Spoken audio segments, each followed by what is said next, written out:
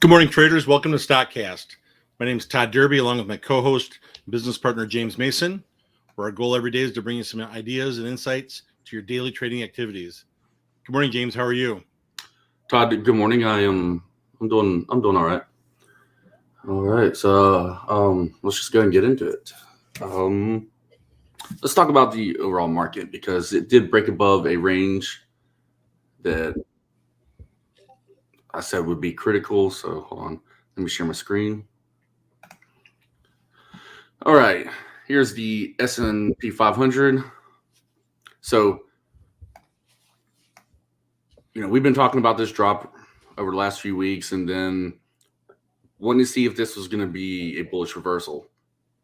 Now that we have broken above 44.8550, it is showing strong signs of a bullish reversal. But what usually tends to happen here is, and you don't want to get smoked by jumping in too early. But looking at this on the daily chart, these MACD candles are very strong.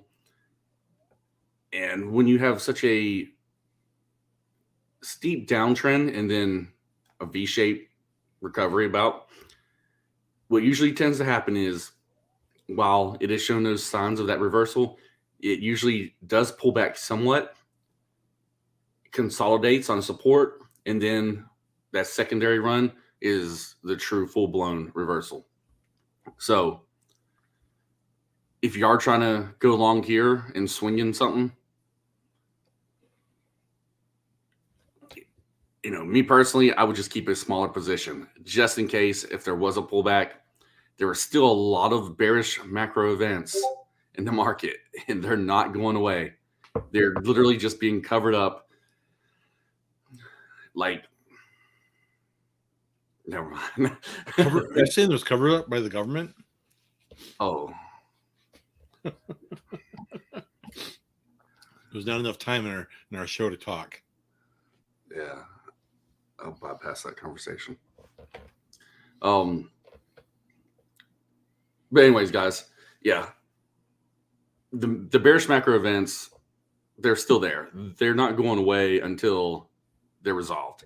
On the way for them to resolve is to have bearish economic events. So we have to trade with what the chart tells us. And what I need to see first is this daily chart to just pull back just a little bit, consolidate right in this range, and then make that second break above 44, 85, 50. And then that'd be, I hate to say it, for me at least, that'd be 100% confirmation of a bullish reversal. So that is what I want to look at on the daily chart to see how it takes place over the days to come. And it's still possible. It is still possible, guys, that this thing could just have a fat red candle and shoot right back down here, and it goes back to falling off the cliff. But in other news, let's see.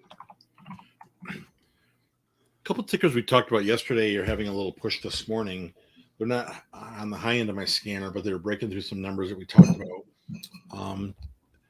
Fuel Cell Energy, FCEL. Yeah. Beautiful. I love you. Yeah, Fuel Cell. Was there any more? The other one is PROG, Prog. They did a little after hours run last night. Oh, nice. All right. Well, let's hit predictive oncology really quick. So a lot of people are upset because their PR this morning. Their PR said nothing bad at all. But a lot of people getting caught up because, just in short, the PR said that they relaunched their website. Now let's look at this. It looks a hell of a lot better. This is actually how it should have looked to begin with. Oh, Bob. But Bob's actually a pretty cool guy. He really is. If you actually spent time talking to him.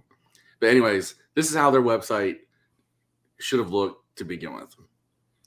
Now websites actually don't matter at all for what's going on with investors. And I ain't talking about us as retail traders.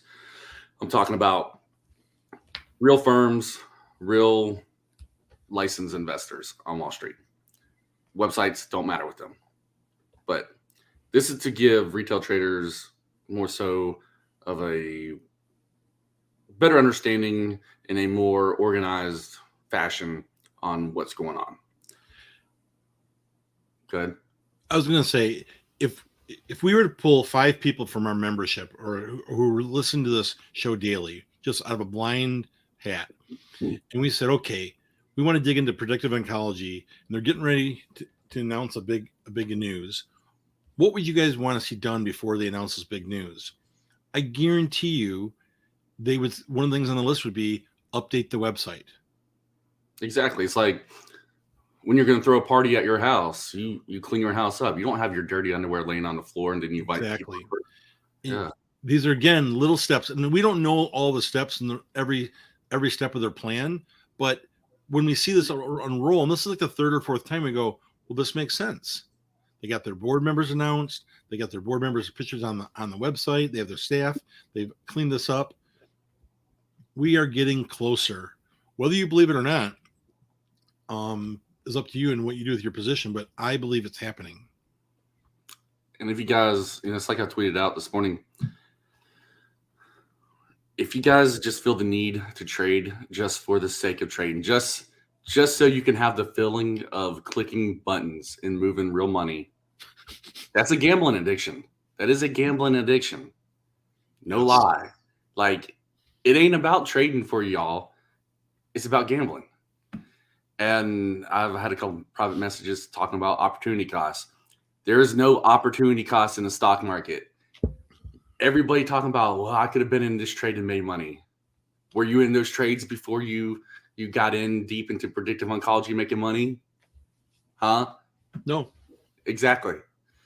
So, like, it's easy for all of us to look back at trades in the stock market that have shot off for whatever reason. Because hindsight is always 20/20. Hindsight will always make us feel like we should be millionaires and billionaires. But if you look at those charts, ain't nobody talking about those stocks before it shot off. why do you think I trade the way I do? Like, I mean, I can name so many tickers that I've jumped into where everybody's like, "Ah, this is a crap stock. It ain't gonna do nothing. I'm tired of waiting. I'm selling," or whatever it may be. And then when it does its thing, everybody's like, "Man, I wish I would have waited." And then the internet's talking about it. The YouTube gurus are talking about it, and I'm just like, man, why do you guys think I say we sell our shares to those people who chase? It's about research, guys. It's about research, understanding what's going on, and just having patience. But if you absolutely just cannot go without clicking buttons and trading, you need to lighten up your position size, just so you can get your kicks. So that's pretty much it for predictive oncology. So let's see, Todd, did you want to talk about fuel cell? Yeah, we can talk about fuel cell.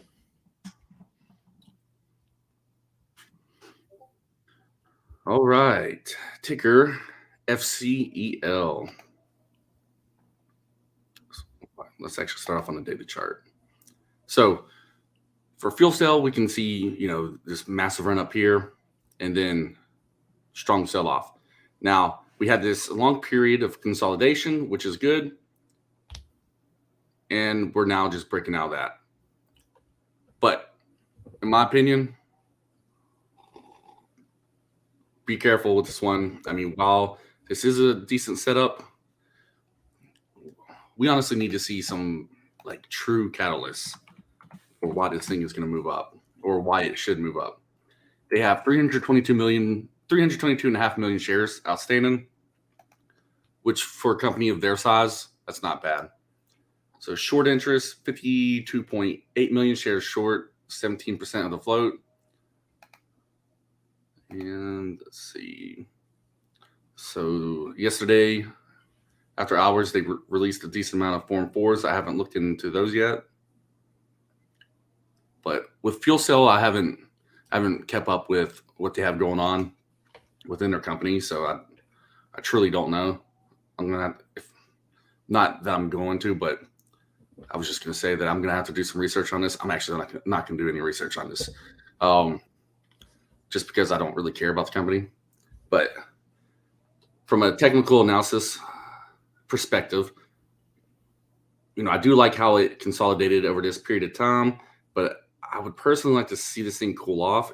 And I'm saying this because the RSI on the daily chart, it pushed up way too rapidly. It's above 70. I'd like to see it pull back just a little bit into those lower 60s, consolidate, and then try to catch it on the next break above $8.49.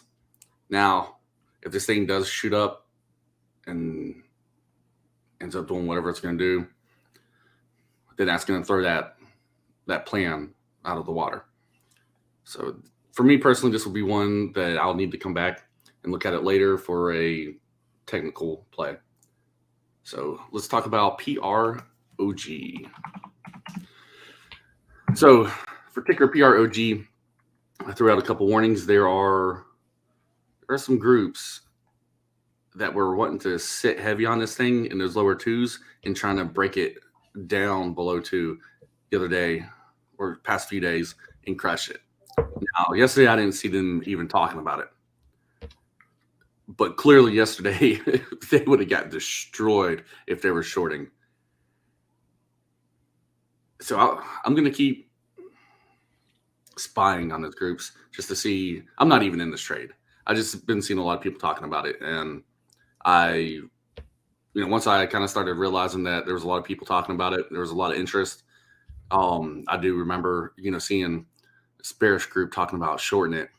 And that's really just what caught my attention. I just kind of wanted to give everybody a heads up to, hey, watch out, because those guys do have deep pockets. But hey, beautiful run on PROG. I hope you guys do crush it. I hope it does get over $4 for y'all. That'd be super cool. There will be strong resistance right here around that $4 range, but just remember, guys, I understand a lot of people talking about their patents and whatnot. And I know people are going to be like, no, James, you're wrong. I ain't watching your show again after I say this. But in the stock market, patents really don't matter. I hate to say it, man. I can't tell you how many times I've seen a company release patents and it just get crushed and not do a damn thing or whatever.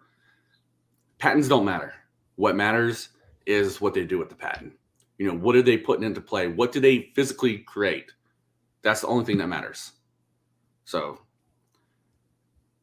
anyways, I hope this thing does go up to $4 for y'all.